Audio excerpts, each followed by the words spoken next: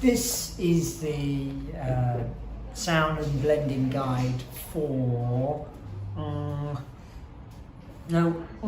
is a fairly rare sound in English. We only see it at the end of words. We don't begin any words with this sound. Usually we see it as an ing, but it does occur other places like wrong, ring, that's ing, isn't it? Wrong, rang, rung,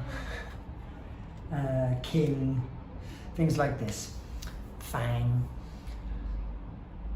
In terms of its representation here, we try to capture two elements of two sounds that they've already covered. So we want to get the nasalness coming from the N sound, but also the throatiness coming from the g sound. So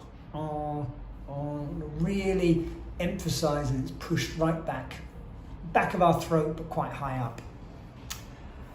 So normally the combination of these two is enough to help convey to the students the link between the formation.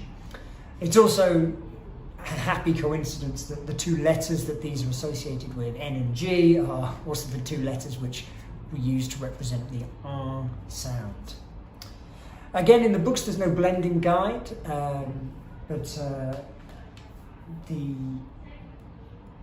it should be fairly simple to do. It only ever occurs at the end of words, only ever occurs after a vowel, so you should be able to transition smoothly into it, and hopefully by the point that students are encountering they don't really need direct blending guide like support for the sounds.